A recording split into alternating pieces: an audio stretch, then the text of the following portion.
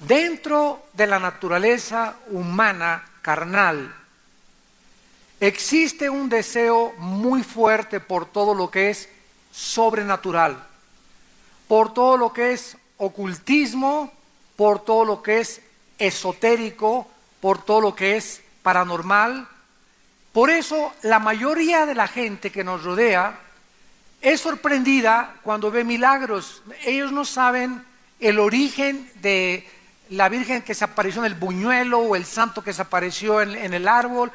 Cualquier cosa que sea de carácter sobrenatural, todo lo que sea sobrenatural a la gente le atrae por naturaleza. Cuando ve apariciones, señales en el cielo, ovnis, etcétera, etcétera. Y esta es la razón precisamente por la cual mucha gente también se involucra en la brujería. Porque la dimensión de la brujería le ofrece al ser humano un área oculta, donde solamente se puede penetrar a través de la comunicación con espíritus, etcétera, etcétera, que desde luego es una realidad, pero que estos espíritus no son espíritus de seres humanos, sino la Biblia dice de demonios, que engañan haciéndole creer al ser humano que Cuauhtémoc está vivo, que tu abuelita está viva y que se puede comunicar con los seres humanos. Los milagros de cualquier origen siempre impactan al ser humano, repito, sacuden las emociones, causan admiración y sorpresa. Nos quedamos así y nos maravillamos, otra gente llora al ver un milagro, pero ningún milagro nunca va a cambiar el corazón perverso y engañoso. No hay tal cosa como si yo veo a un paralítico caminar o que se le deshaga un tumor canceroso del cuello a una persona, yo voy a creer en ese momento que Dios existe. No es cierto, no es cierto, no es cierto, de acuerdo a la Biblia. Te va a causar admiración, te vas a emocionar, van a ser alterados tus sentimientos, pero estos cambios y estas actitudes emocionales dentro de ti, ¿cuánto van a durar? 3 días, 4 días, 5 días y a la semana vas a seguir siendo la misma persona. Para que una persona pueda cambiar verdaderamente y ser transformada, no es a través de los ojos, porque la fe es por el oír y el oír por la palabra de Dios. Dios no escogió que fuéramos cambiados viendo, sino oyendo. Son las palabras, dijo Jesús, las que contienen el espíritu y la vida. Los judíos del Antiguo Testamento fueron testigos de innumerables milagros. Las 10 plagas de Egipto, vieron que se oscurecía el cielo, cayeron piojos, Moisés tocó el río Nilo y se convirtió todo en sangre. No nada más eso, llegaron al Mar Rojo y ante sus ojos, ¡qué milagro! Imagínense qué milagro presenciar que el mar se abre así de un lado y para el otro y se queda en seco y pasan por ahí todos.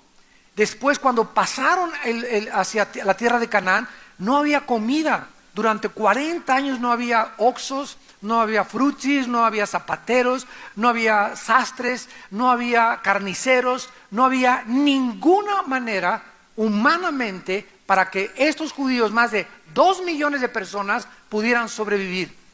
Pero Dios los atraviesa por ese desierto para enseñarles que no deben depender de si hay comida o no hay comida, hay agua o no hay agua, sino de toda palabra que sale de la boca de Dios. Milagros vieron ellos cuando golpeó la roca a Moisés y salió agua de la roca. Cuando tenían hambre, Dios les mandó el maná, les mandó codornices que comieron, ¿verdad?, hasta que se enfadaron. Y a pesar de todos estos milagros, no creyeron a Dios, se quedaron postrados en el desierto. Cuando a Cristo apareció en el escenario mundial hace 2000 años, sucedió lo mismo. La gente comenzó a seguirlo por los milagros, porque repito, la naturaleza humana le gusta ir a campañas de sanidad, le gusta presenciar fenómenos, nos encanta ver cosas, ¿verdad? Que ese paralítico se levantó, etcétera, etcétera. Y sin embargo, estas personas que le siguieron porque veían milagros y por el alimento que Jesús les daba, convirtiendo peces y panes en miles de panes, no quisieron, la mayoría que le siguió, entregarle su vida y reconocerlo como su Señor y Salvador, al grado que Jesucristo califica a toda la generación cuando Él vivió de adúltera y de apóstata. Vamos a ver en primer lugar, esta generación que busca señales, ¿qué fue lo que sucedió? La generación de los tiempos de Jesús, repito, así como la de nuestros tiempos, se parecen muchísimo. Porque actualmente mucha gente, por falta de conocimientos bíblicos, de una doctrina sistemática y temática de la palabra de Dios, solo andan buscando cristianos de iglesia en iglesia, de campañas en campañas, ser entretenidas con buenos shows, con cantantes famosos, y más ahora que está de moda que ya todos los predicadores sean sanadores, porque no hay cosa que atraiga más gente que decir o anunciar campaña de sanidad. Los judíos fueron identificados por Jesús y los apóstoles como religiosos, o sea, esta generación es una generación de religiosos. Dice 1 Corintios 1:22, los judíos piden señales y los griegos buscan sabiduría. Los judíos son los religiosos del siglo XXI que están buscando nada más ser estremecidos en sus emociones, en sus sentimientos, pero que no quieren seguir realmente a Jesucristo. Es interesante que esta fue la forma que Satanás atacó a Cristo. En Mateo 4 le dijo el diablo a Satanás, dile a esas piedras que se conviertan en pan.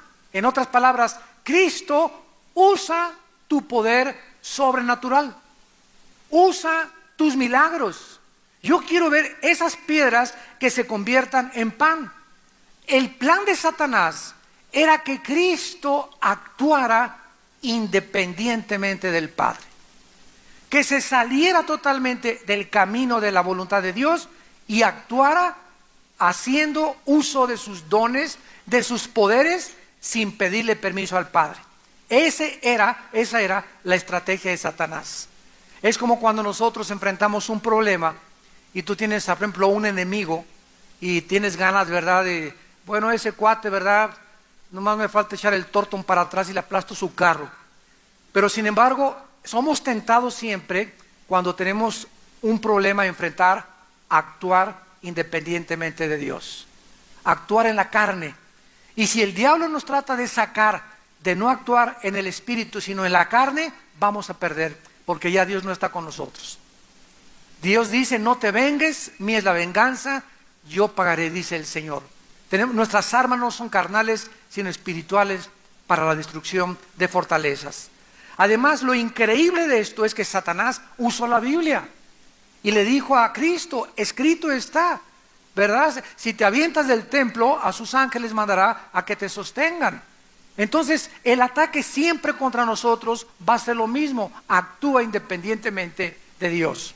¿Qué sucedió cuando vino el don de lenguas en los 75, 80, décadas de los 90, donde comenzaron todos a hablar en lenguas?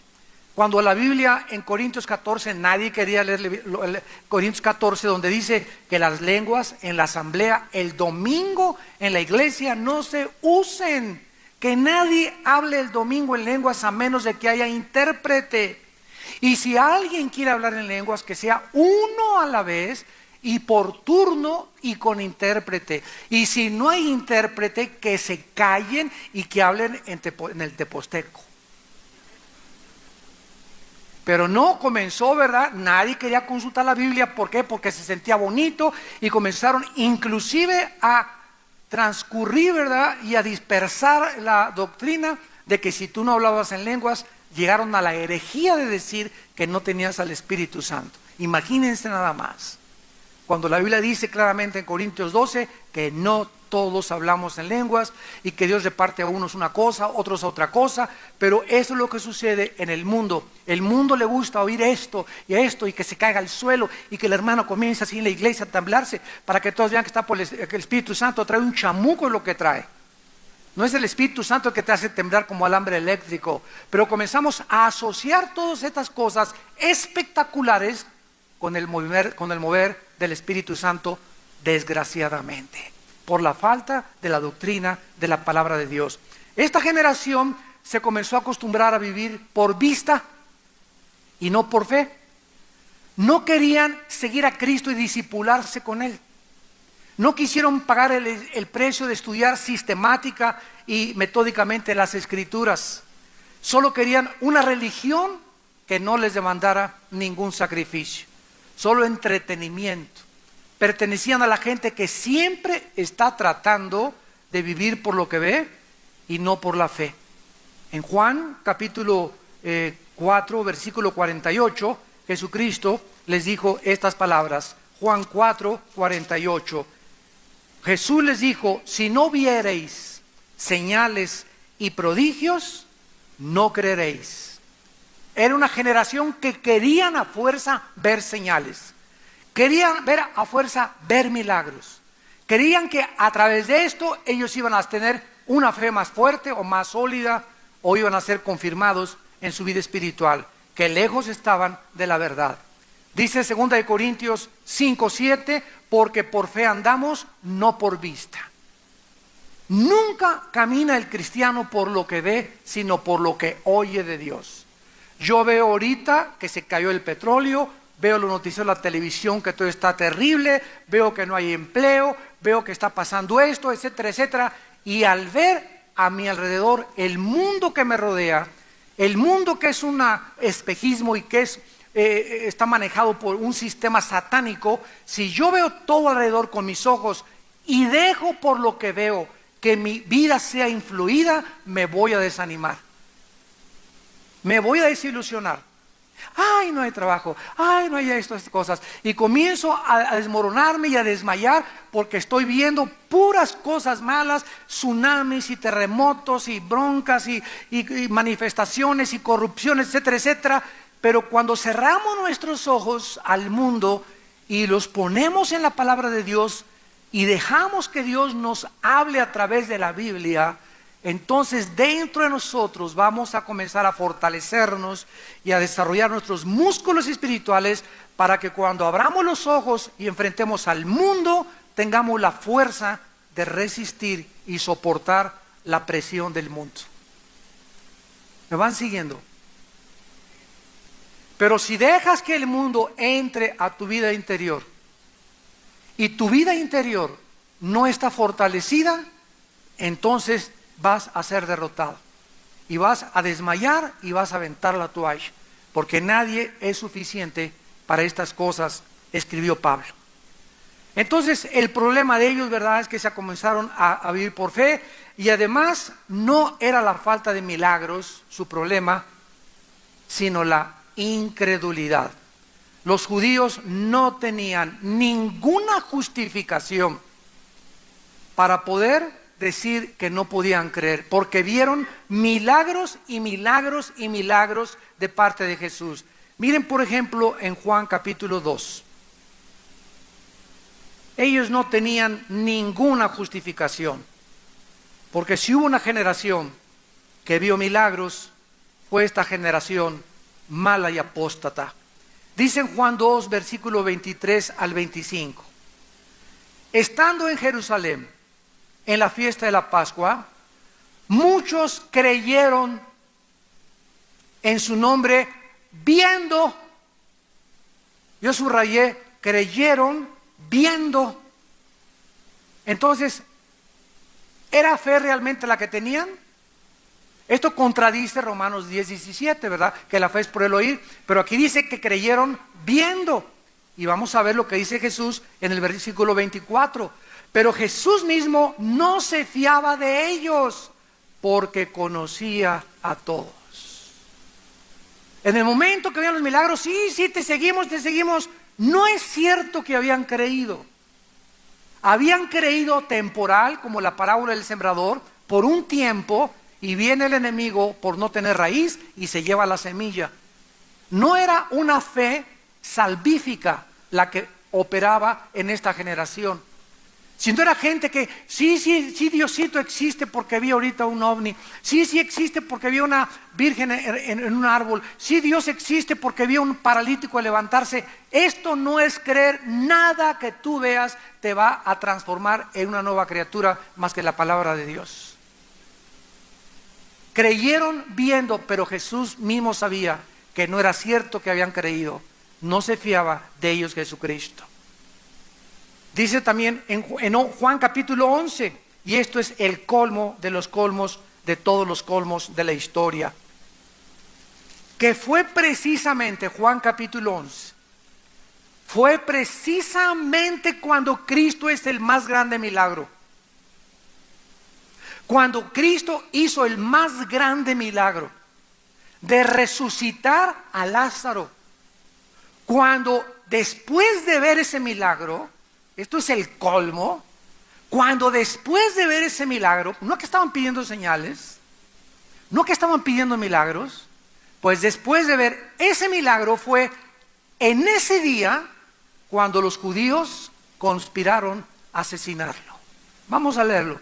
Juan 11, versículo 43. Habiendo dicho esto, clamó a gran voz: Lázaro, ven fuera. Y el que había muerto salió, atadas las manos y los pies con vendas y el rostro envuelto en un sudario. Jesús le dijo: desatadle y dejadle ir. Versículo 46. Pero algunos de ellos fueron a los fariseos y les dijeron lo que Jesús había hecho. Entonces los principales sacerdotes y los fariseos reunieron el concilio y dijeron: ¿qué haremos? Porque este hombre hace muchas señales. Bueno, pues no están pidiendo señales. ¿No estaban pidiendo entonces milagros y señales los fariseos? Y ahora cuando él hace ya demasiados, dicen, se le pasó la mano. O sea, su problema no era ver milagros. El problema de los ateos nunca ha sido por no ver, sino porque tienen un problema moral. No existe un ateo con el cual yo me haya enfrentado en una confrontación en televisión o públicamente en una universidad, en México, en Sudamérica o en Estados Unidos. No existe un solo ateo en el cual yo haya tenido un solo debate que me haya podido contradecir las evidencias de la Biblia. ¿Quiere evidencias? Se las doy: históricas, antropológicas, geográficas, literarias, de poesía, de sociología, de genética, de lo que usted quiera. Aquí en la Biblia le doy las evidencias y las pruebas y las profecías cumplidas de lo que usted quiere y lo que usted mande. Y si después de ver estas pruebas que se han cumplido y estas profecías, usted no quiere creer, mi corazón me dice que su problema de usted no es falta de evidencias, su problema de usted es que no le conviene creer.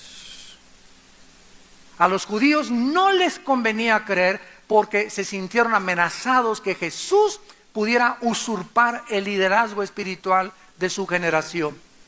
¿Qué haremos? Porque hace muchas señales. Versículo 48, si le dejamos así, todos creerán en él. Ya ven, eran celos y envidia. Tenían celos y envidia de que lo comenzaran a seguir a él y no a ellos. Y vendrán los romanos y destruirán nuestro lugar santo y nuestra nación. Entonces fue versículo 50 que les dijo una persona: no penséis que nos conviene que un hombre sea muera por el pueblo y no que toda la nación perezca. Esta es la razón por la cual los judíos, con el más grande milagro de todos los tiempos, es que no les convendría creer. Juan 3, Cristo dijo estas palabras. Juan capítulo 3, versículo 19. Esta es la condenación, que la luz vino al mundo. O sea, el mundo no tiene justificación ni excusa para decir no hay una luz. Ahorita estamos en el siglo XXI en un mundo a oscuras, donde la única luz la tenemos nosotros. Y esto no es jactancia, esto es la realidad. La tenemos nosotros porque tenemos a Cristo. Y Cristo entre nosotros debe de brillar. Debemos dejar que Jesús brille a través de nuestras vidas. Ahora es la oportunidad de ser testigos de la luz admirable que hemos visto nosotros en la persona del Hijo de Dios. Tu familia, tu cuñado, tu compadre, los partidos políticos, los clubes, los sociales, las instituciones, la economía, todo mundo está en tinieblas ahorita, filosóficamente, moralmente, en todas las áreas y en todas las disciplinas académicas. La gente está en tinieblas y nosotros somos la luz del mundo. ¿Estás tú brillando en tu escuela, en tu bufete, en tu taller mecánico, en donde vende las tortas, en tu trabajo, en la ruta así en donde te subes? Estás repartiendo folletos, estás invitando a gente a los congresos, estás tratando de poder alumbrar a alguien? En el momento que alumbramos, dejamos sin excusa a la gente, y eso es lo que Dios quiere que hagamos. No nos interesa si la gente cree o no cree. Es que nadie me escucha. Ese no es tu problema, es un problema de Dios. Tú alumbra para que en el día del juicio Dios nos llame y esa persona quede sin excusa. La luz vino al mundo, te mandé en la ruta 100 a esa persona que te habló de Cristo, te hablé en tu escuela y tú rechazaste la luz. Y dice Cristo, y los hombres amaron más las tinieblas que la luz porque sus obras eran malas. Nuestra función y responsabilidad es alumbrar. La conversión es de Dios. Uno riega, otro planta. El crecimiento lo da Dios. Que nadie cree en ti, que nadie cree lo que estás compartiéndoles en tu escuela, no te interese. Tú sigue hablando de Cristo, déjale los resultados a Dios. Nosotros sigamos haciendo lo que es nuestra responsabilidad, alumbrar a los hombres a nuestro alrededor. Vemos en segundo lugar también, ¿verdad?, que esta generación es llamada por Jesús en Mateo 12, generación mala, y usa Cristo la palabra adúltera. La razón es simple, por la cual fueron llamados de esta forma. Todos los que siguen a Jesús por lo que reciben de Él, y no por lo que Él hizo en nuestro lugar en la cruz, son apóstatas y pertenecen a esta generación mala y adúltera. Escúchame con cuidado. Si después de que recibí mi salvación, Dios ya no hiciera nada por mí, ni me diera absolutamente un solo mendrugo de pan, sería suficiente para que, aunque Él no me diera nada, viviera yo eternamente agradecido por tan grande salvación. Entonces no seguimos a Jesús por lo que Él nos da, porque lo que Él hizo en la cruz es suficiente para adorarlo y recibir toda la adoración por los siglos de los siglos. Lo que Él hizo en la cruz es suficiente para que vivamos humillados delante de su presencia. No lo seguimos porque nos sane, o porque nos dé dinero, o porque nos dé trabajo. Lo seguimos porque Él es Dios. Y esa fue la prueba que atravesó Job. Dios se enfrentó con Satanás y Satanás le dijo: Él te sigue por lo que le das. Mira, nomás lo has rodeado. No me dejas acercarme a mí. Tiene casa, tiene buen coche, tiene hijos, tienen buena universidad todos, ¿verdad? Déjame quitarle algo de lo que tiene y te apuesto, dice el Satanás, de que va a blasfemar contra ti. Y que Dios aceptó el reto para demostrarle al universo que sí hay hombres en este mundo que le siguen por lo que Él es y no por lo que les había dado. Y Job pierde la familia, pierde los hijos, pierde el trabajo, pierde las bestias, pierde los borregos, pierde los camellos. Y dice Job: Jehová Dios dio, Jehová quitó, sea su nombre bendito de todas maneras. Y aunque más adelante dice: y aunque Él me matare, seguiré creyendo en Él. Y saldré más purificado que el oro, y aunque se deseche hasta mi carne y mi piel, en mi carne he de ver a Dios algún día. Esta era la fe de un hombre íntegro, que estaba probando, y era un espectáculo a los ángeles y al escenario universal cósmico de que había un hombre en la tierra que realmente le sigue por lo que Dios es. ¿Eres tú esa clase de persona? ¿O en el momento que pierdes el trabajo blasfemas de Él? ¿Tu hijo se enferma y blasfemas de Dios? ¿Se va tu novia y chillas por tu novia y ya no dejas de venir al discipulado porque amabas más a tu novia que a Dios? Vamos a ser probados todos. ¿En dónde está tu corazón realmente? ¿Estás siguiendo a Cristo por lo que Él es o por lo que Él te da y por lo que recibes de Él? Al buscar milagros espirituales, estaban cometiendo adulterio espiritual. abandonando a Dios, al Dios verdadero, para irse tras los ídolos falsos de los milagros y las señales.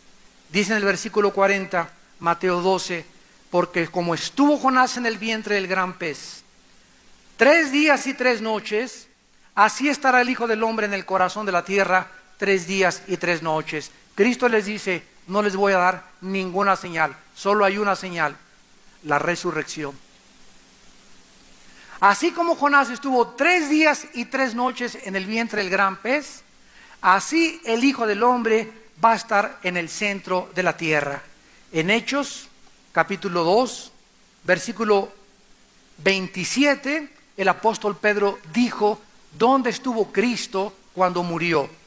Hechos 2:27, no dejarás mi alma en el Hades, ni permitirás que tu santo vea corrupción. Jesús cuando muere entra y baja al centro de la tierra. Y en el centro de la tierra había un lugar que ahorita solamente se llama el infierno, que está en el centro de la tierra, pero cuando Jesús bajó estaba dividido en el lugar del paraíso o en el seno de Abraham y en el Guena o en el infierno. Entonces Cristo baja para a todos los que estaban en el lugar desde Adán hasta Cristo, nadie había subido al cielo. Todos habían descendido al centro de la tierra a esperar la sangre derramada en la cruz del Calvario.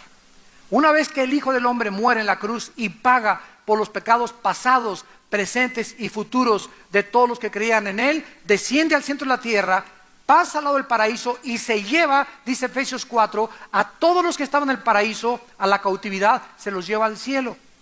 Y ahora, desde Cristo hasta nuestros días, cuando morimos nosotros en Cristo, ya no descendemos al centro de la tierra, ahora ausentes en el cuerpo, presentes en el Señor. Inmediatamente nos vamos en espíritu y alma a la presencia. Nuestro cuerpo se queda en la tumba y cuando Cristo venga en el arrebatamiento, vendrá Cristo con Él. A los que murieron el espíritu y el alma, resucita tu cuerpo y en el aire nos vamos a juntar con un cuerpo nuevo, con nuestra alma y con nuestro espíritu, porque el alma y el espíritu nunca serán diferentes. Mantendremos el mismo carácter, pero perfeccionado por toda la eternidad. Serás Pancho Pistola siempre, yo seré Armando siempre, tú serás Carmelita con otro nombre desde luego, pero tu carácter, tu personalidad es algo que va a permanecer por toda la eternidad, igual la de nuestros hijos y la de los matrimonios también. Así lo dice Isaías 65. Vamos a seguir reproduciéndonos en la tierra y vamos a seguir teniendo hijos e hijas, y por eso dice nuestra generación, nuestros hijos estarán con nosotros, la generación de los justos, de los que siguieron a Cristo por lo que Él es y no por lo que recibimos de Él. Entonces, esta señal fue la más grande que tenemos nosotros para poder creer en Jesucristo. Dios levantó a su Hijo de los muertos, comprobando con su resurrección de que Él era el Mesías, de que Él era el Hijo de Dios, de que Él era el Salvador. Y no necesitamos otro milagro. ¿Y cómo se yo Cristo? La resurrección de Cristo es la piedra fundamental del cristianismo. Si Cristo no hubiera resucitado, damas y caballeros, el cristianismo se derrumbaría.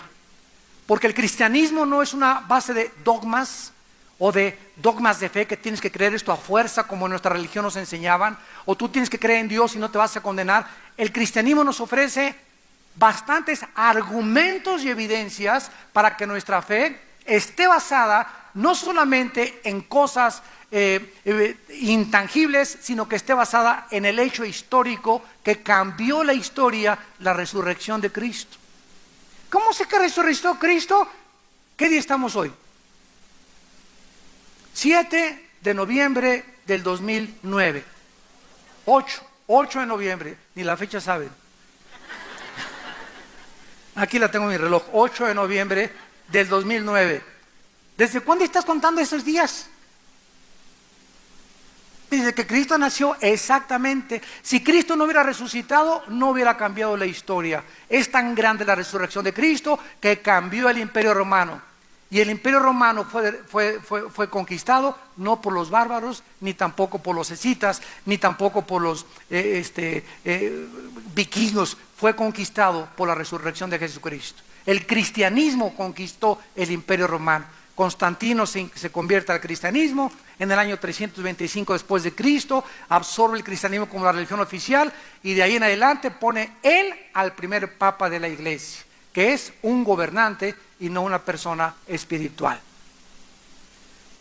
La resurrección de Cristo es la evidencia más grande que tenemos y por eso Jesús, regresamos a Mateo 12:41, dice el versículo 41, los hombres de Nínive se levantarán en el juicio con esta generación y la condenarán, porque ellos se arrepintieron a la predicación de Jonás, y he aquí, más que Jonás, en este lugar. O sea, Cristo está diciendo que hay un juicio, va a haber un juicio, lo creas o no lo creas.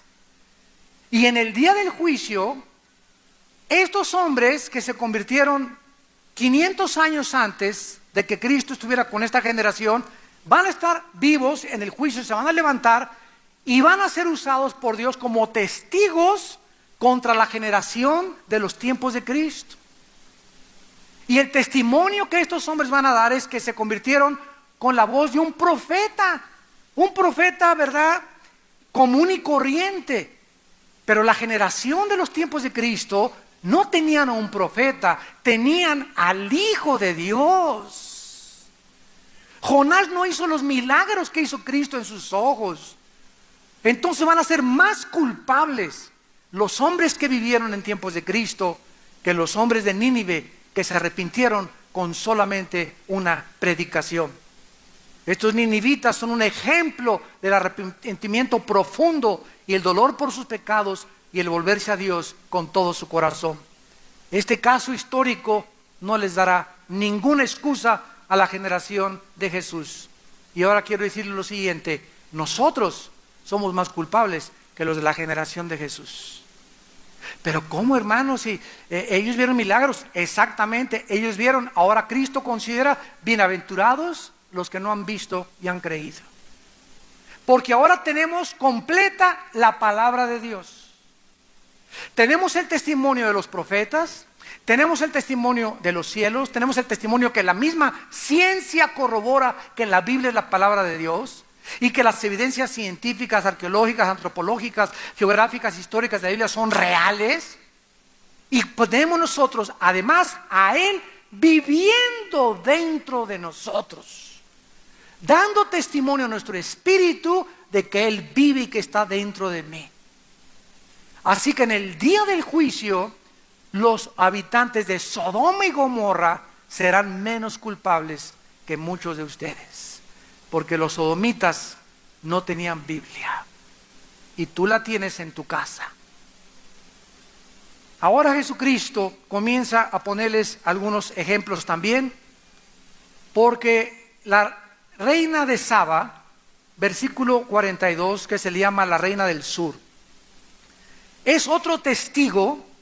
Esto nos habla que en el juicio va a haber lleno de testigos del juicio y no va a haber nadie que te le escapes. A lo mejor Dios va a levantar a tu mamá de testigo, o a tu abuelita, o a tu ex esposo, o a tu esposa, etcétera, etcétera. Y mira cuánto lloró tu mamá y tu hijo cuánto lloró por ti, y tú eras borracho, parrandero y jugador, hijo de zapata, villista, etcétera, etcétera, y ajúa y esto y el otro. Pues mira el testimonio: tu hijo se convirtió, tu otro hijo se convirtió y tú fuiste el más duro de tu familia. No tienes excusa.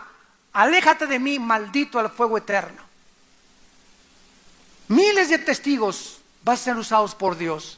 Otro más será la reina de Saba o la reina de Nínive. Vamos a ver, perdón, la reina del sur. La reina del sur también se va a levantar en el juicio con esta generación. Ya van a ser dos testigos contra la generación de Jesús y la condenará, porque ella vino de los fines de la tierra para oír la sabiduría de Salomón. He aquí más que Salomón en este lugar. Esta reina demostró qué importante es buscar a alguien que tenga la verdad. Y esta reina fue diligente y insistió y no se dio por vencida en poder escuchar la verdad. Tuvo una búsqueda, en primer lugar, larga y peligrosa. Dice que vino de los fines de la tierra. Desde allá, de quién sabe desde dónde vino para escuchar hasta Jerusalén la sabiduría de un hombre que se llamaba Salomón y que hablaba del Dios verdadero. Y tú hasta flojera te da de asistir al estudio bíblico. Está muy lejos. Hasta flojera te da de venir a la iglesia. Esta mujer será usada como testigo de personas que vienen desde Querétaro, vienen desde 15, desde donde los inditos, para poder venir a escuchar la palabra de Dios a una iglesia que no tienen. Decían que Abraham Lincoln, cuando era niño, eran tan pobres, se murió su padre, fue huérfano de padre, nada más perdió su padre, tenía su madre Abraham Lincoln, y su madre era cristiana, y diario le leía la Biblia a Abraham Lincoln y le hacía memorizar 3 versículos. Y la escuela de Abraham Lincoln estaba como a 2 millas de su casa, vivían como en un cerrito, y Abraham Lincoln se tenía que quitar los zapatos para no gastárselos, y se iba caminando descalzo a la escuela y regresaba a su casa para no usar los zapatos y hacer gastar a su mamá. Y después se convirtió en uno de los hombres más humildes y más sabios que ha tenido el país de Norteamérica. Y tú tienes todo, tienes silla. Esta silla está muy incómoda, el aire está muy malo, no me atienden como quieren, llego y nadie me saluda, en esta iglesia no hay amor. Santa Virgen del Socorro y de la Macarena. Esta es la generación que estamos viviendo, créanmelo. Esta es la generación que estamos viviendo, una generación de gente confortable que quiere la mesa servida. Y por eso esta reina será usada contra muchos de ustedes, como lo va a hacer contra la generación de Cristo, porque ella pagó el precio. Además, esta reina era una reina con enormes responsabilidades, deberes, y una persona como ella tendría una agenda muy ocupada, pues muchos en su país demandaban su presencia y el reino dependía de sus decisiones. Sin embargo, no permitió que ni su agenda, ni los compromisos, ni el club, ni las invitaciones al té canasta, no le permitió que nada le quitara sus estudios bíblicos. Ella decidió viajar no importa cuántas millas y considerar como principal responsabilidad postrarse a los pies para oír la palabra del Señor. Fue lo que Cristo le dijo a Marta y a María. ¿Se acuerdan ustedes? Que Cristo llegó a la casa de Marta y María, y Marta estaba el café, las galletitas, y aquí estaba el estudio bíblico, y arreglaban las cortinas, y María viene y se sienta a los pies de Jesús, y Jesús le dice a Marta: Marta, Marta, estás muy afanada, Señor, pero tengo que atender a la gente, y ocupaciones. Es que solo una cosa te es necesaria, Marta. Todas esas cosas que están haciendo son secundarias. Busca primero mi reino y su justicia y tendrás todo por añadidura. Dame a mí el primer lugar en tu vida. Haz un lado las demás cosas que tienes. Yo soy lo más importante para tu vida. Para que en el día del juicio nadie se levante contra ti y te diga, como la reina de Saba: no tienes excusa, porque ella vino desde muy lejos, dejó más grandes responsabilidades que tú y vino a escucharme. Además, esta reina, en tercer lugar, venció prejuicios terribles. Era una mujer en un mundo donde los hombres dominaban en su tiempo. Las mujeres no eran consideradas importantes en esos tiempos, en los negocios, ni en el gobierno, ni en las escuelas. No estaban interesados los hombres en preparar una mujer, ni filosófica, ni culturalmente. Pero ella estaba decidida a ir contra todos esos prejuicios y postrarse a los pies de un rey que contenía la sabiduría de Dios. Y ahora la Biblia dice en Colosenses 2:3 que en Cristo están encerrados todos los tesoros de la sabiduría y del conocimiento, y tú no lo quieres oír. Te da flojera ir a un estudio bíblico, te da flojera inscribirte en un diplomado, porque es más importante el sábado Chapultepec para ti que venir a escuchar la palabra de Dios. La reina de Saba será usada contra esa generación. Su búsqueda diligente y valiente será un testimonio real de la vida y del pan, aquel que dijo que era el camino, la verdad y la vida. Puesto que Jesús vino al mundo, en los tiempos de ellos no tienen ninguna excusa. Cristo declara que Él es más grande que Salomón. He aquí, dice Cristo, la sabiduría de Salomón más que Salomón en este lugar. Cristo vino al mundo y Él era más sabio que Salomón. Él dijo: yo soy el camino, la verdad, la vida, la resurrección, el pan de vida que descendió del cielo, el primero y el último, el alfa y el omega. Imagínense ustedes, si la generación de Cristo va a ser condenada por eso y por la reina de Saba, imaginémonos nosotros, que hemos oído más que lo que la reina de Saba pudo oír, porque en los tiempos de la reina no estaba completa la palabra de Dios. La generación mala y apóstata finalmente está buscando solo una religión y no una conversión.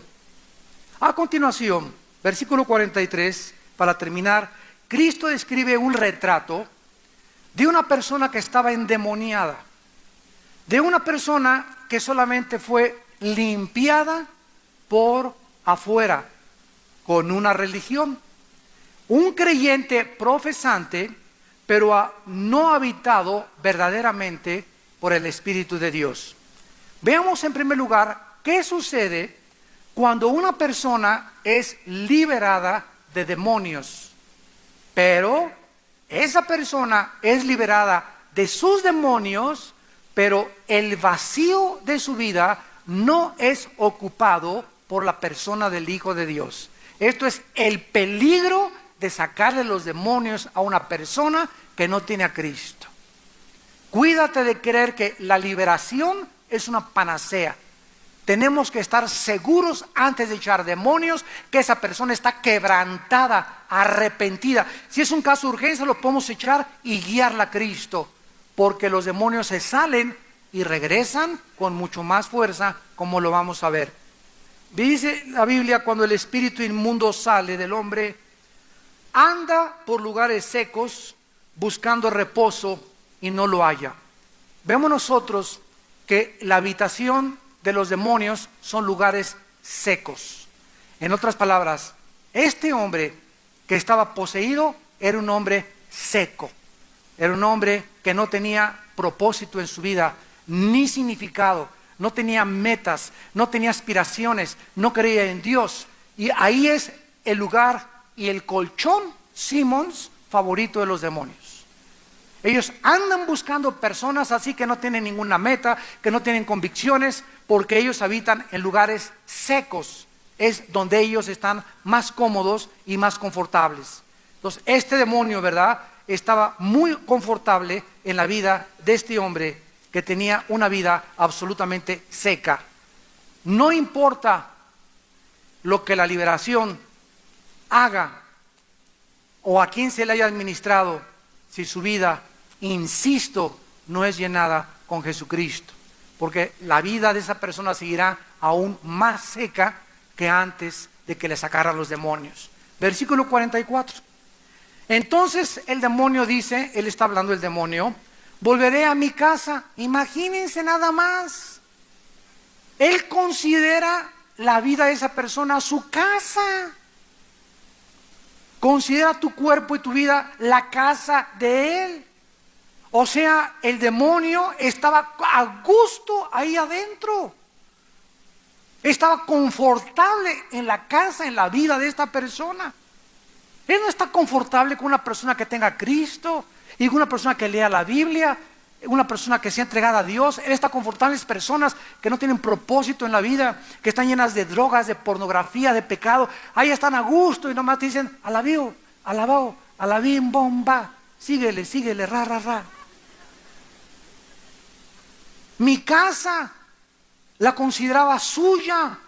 O sea, la vida de esta persona lo hacía descansar. Al demonio lo hacía sentirse confortable de lo bien que se sentía dentro de este hombre. Pero ¿qué sucede?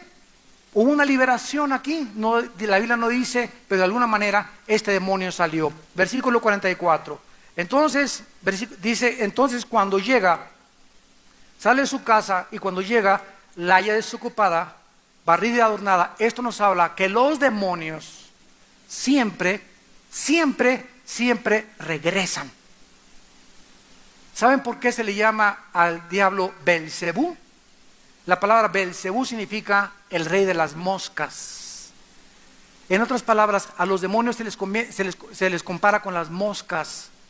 Porque si tú ves una mosca y tienes una herida, y la mosca va a regresar y va a regresar donde hay popó, donde hay basura, donde hay infección, regresan y tú le haces así y se vuelve a parar ahí la canija mosca y vuelve a regresar otra vez. Hasta que no cicatriza eso, la mosca no deja de regresar.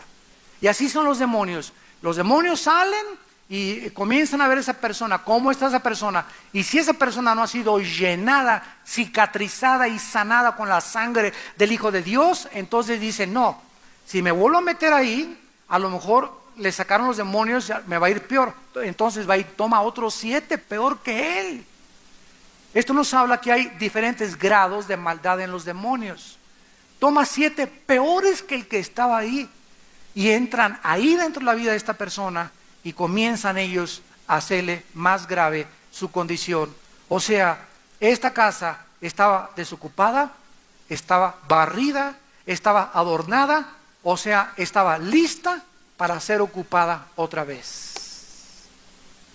No estaba llena. Un vacío siempre tiene que ser ocupado por algo o por alguien. Esta persona ha barrido su casa, tal vez dejó de tomar, tal vez dejó de fumar, tal vez dejó de ver pornografía, tal vez fue a Alcohólicos Anónimos y ya no es borracho, fue a Marihuanos Anónimos y ya no es marihuano, fue a Neuróticos Anónimos y ya no es neurótico anónimos, dejó muchas cosas en la vida, pero no llenó su vida con Cristo. Gracias a Dios por Alcohólicos Anónimos y por estas instituciones, pero ellas no pueden convertir ni llenar tu vida, solamente cortan la rama y ya no tomas, y ya no eres marihuano y en estas cosas, pero dentro sigues igual de seco. Cristo tiene que entrar a tu vida y entregarle y ser el Señor de tu vida para que Él pueda gobernar tus pensamientos y darte el poder de vivir para Él.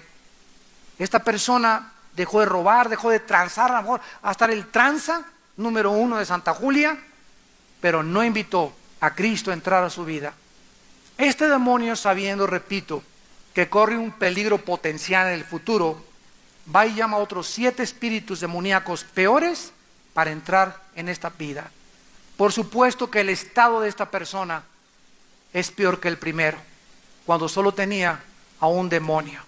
La maldad de esta persona se va a tornar peor. Si era malo, va a ser más malo, va a tener más vicios, se van a acrecentar más sus pasiones, se va a volver adicto a la pornografía, o adicto, se va a meter en una cárcel de amargura y de odio contra la humanidad, de resentimiento contra Dios, y el odio y la amargura llenarán su corazón.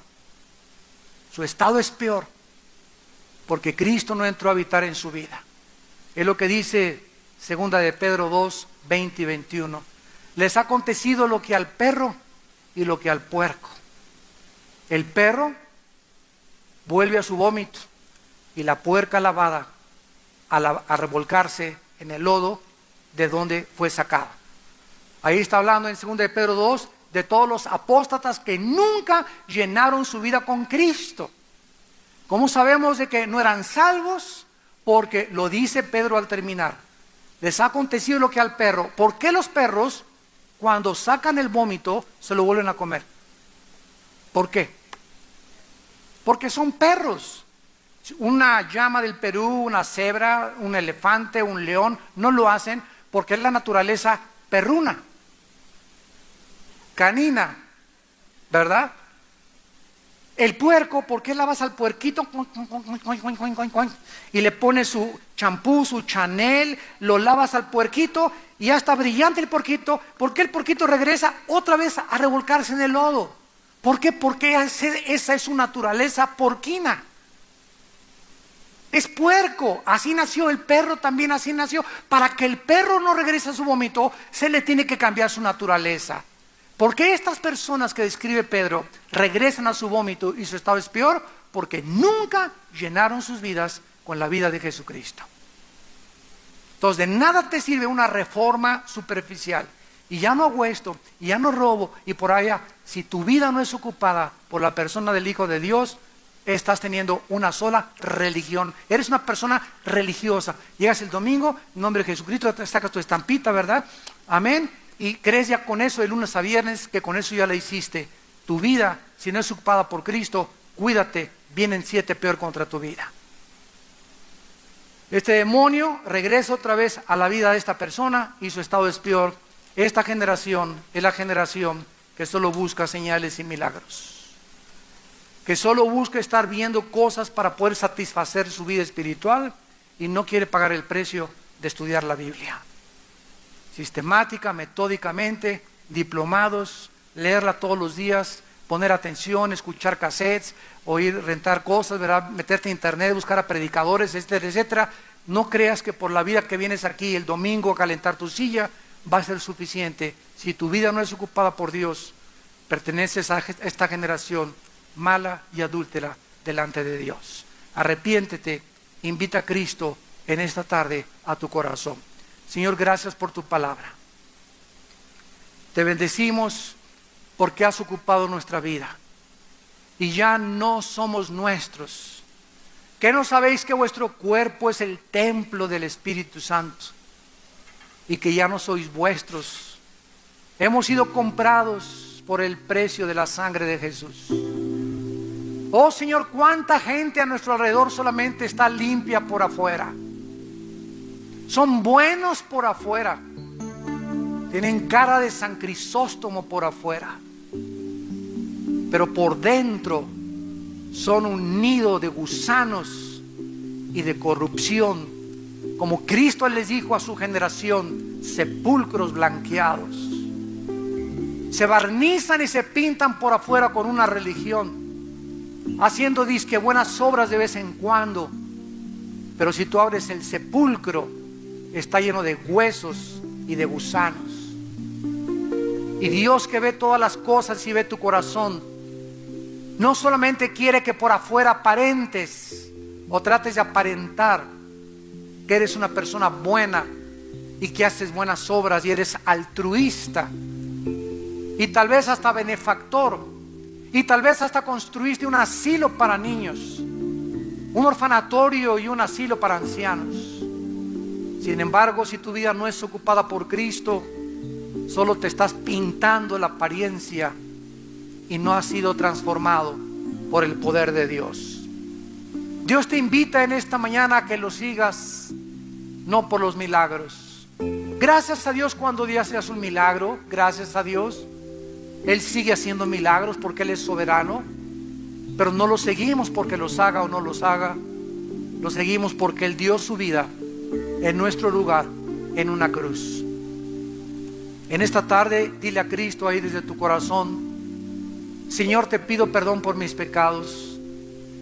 Te pido que sanes mi vida y que la ocupes, porque tengo una vida seca y vacía, sin propósito ni sentido para vivir. Quiero que entres y seas mi Señor y mi Salvador. Quiero seguirte. I'm just me, and you're just you. But somehow, that's everything we need.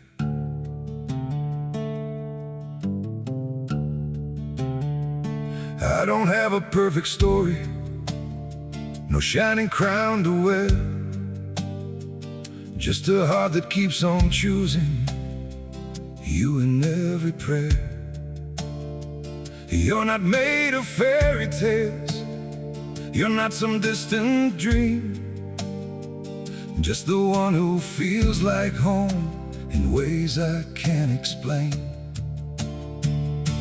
I'm just me and you're just you, nothing more, but it feels true. No disguise, no in between, just the way it's meant to be. We don't need to be someone, we don't have to chase the sun, in this world so wild and free. You belong with me.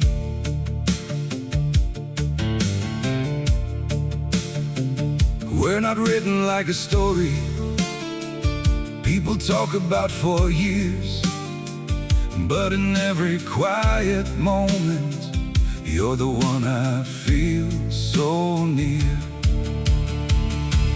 I'm just me and you're just you. Nothing more, but it feels true. No disguise, no in between. Just the way it's meant to be. We don't need to be someone. We don't have to chase the sun. In this world so wild and free, you belong with me. Maybe we're not perfect, maybe we don't shine, but if you stay beside me, then everything is right. I'm just me and you're just you. Still somehow we make it through. Every road and every sea leads you back to me. We don't need the stars above, we already have enough. Simple hearts, one destiny. You're the one for me.